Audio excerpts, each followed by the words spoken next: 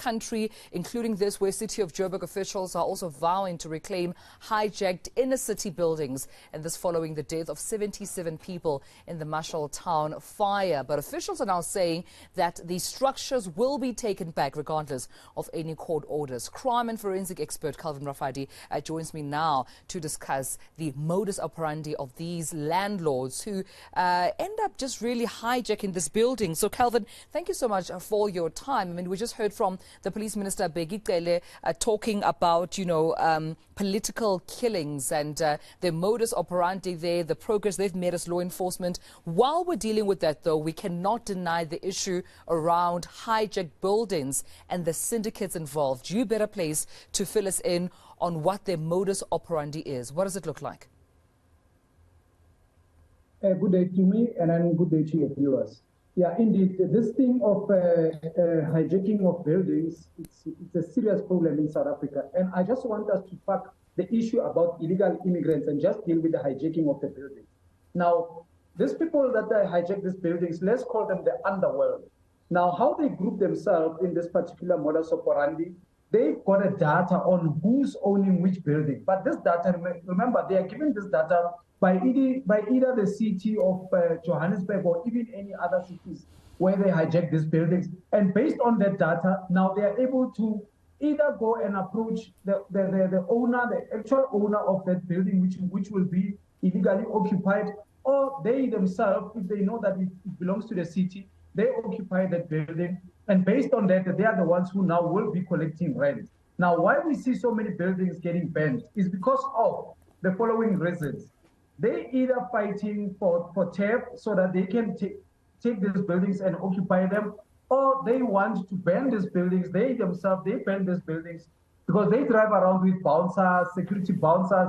So at night, they come and ban this particular building. So what their modus operandi, they'll ban a vehicle at the basement parking or some object with high number of fuel so that it can cause enormous fire. That once that happens, then they are able, the next day, once people have evacuated the building, they bring up their own security, demarcate the place, then they take over the building. So if it's a building that is owned by a particular investor, what they will do is they will then renovate that building and have new tenants into that building. If it's occupied by the city of Johannesburg or let's say any other city, they register the NPOs or the foundation, NPC, then they make a motivation that no, this building, we want to occupy it, but we'll renovate it, put up the windows and whatever, so that it can be of human use, and then they can occupy the building. My goodness. Calvin, it sounds like a syndicate to me, but also when we hear you talking about,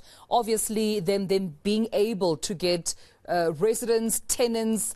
Obviously, that means they're collecting rent. What kind of tenants are they then looking for? Are these unsuspecting tenants who don't know that a building is hijacked and perhaps doesn't want to be associated with a hijacked building? They just see these documents that look legitimate and then they are almost trapped into paying rental into these syndicates' account? Or are these tenants and potential residents who may know that the building is hijacked, but they're so destitute and desperate for accommodation that they are willing to actually pay their money into a hijacked building landlord's account?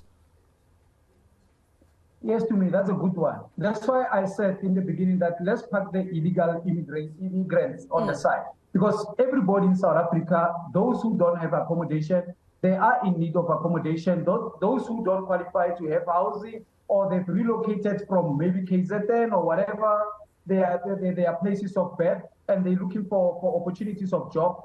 They become the tenants. But here's another modus operandi on why most police, when they raid those buildings, they don't become successful. And we have tested that because we used to raid with them on those buildings.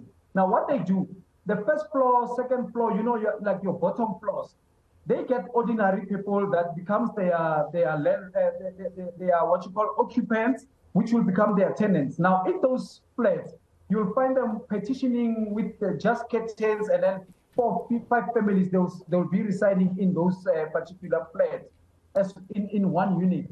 Now, the top floors, what they will normally do is now they do not petition those rooms. That's where now you get your online scammers, you get your illegal call centers, you get those that are manufacturing this particular drug, like your Thai white cocaine, and many other crimes. There isn't been, and that's why the recent building that got burned, they demarcated or they used the welder on the fire stairs, the emergency fire stairs. Right. Because when police, they come, they must use one entrance to enter the building. So once they use one entrance, they've got boys, the scouters at the ground floor, which will send the big guys or the syndicates up in the top floor and SMS. Then they know that this now police are coming up. So they will flush the drugs quickly. And then by the time the police, they get up to 6th, 7th floor, they find nothing but only to charge them with illegal immigrants, or they find them with nothing of any criminal activities. Wow. But that's how the modus operandi goes.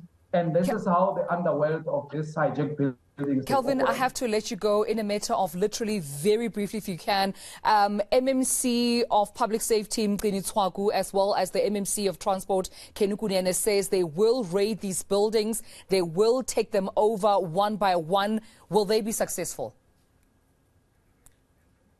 Well, it's so difficult, and that's another thing why this syndicate, they ban this building deliberately, because the process of eviction and the PIA Act, once it kicks in, then it becomes very difficult for one to evict those people. The only thing that they need to do is the police, to give the police a chance.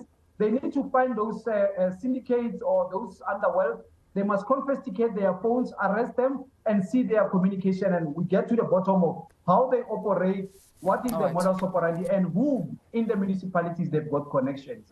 I'll leave it there. Thank you so much for speaking to me. Crime and forensic expert Calvin Rafadi is speaking to me more about the modus operandi of these syndicates when it comes to hijacked buildings. A long way to go for law enforcement and government officials to take back those cities away from the hands of the masterminds of these hijacked buildings. But I'll leave it there for now.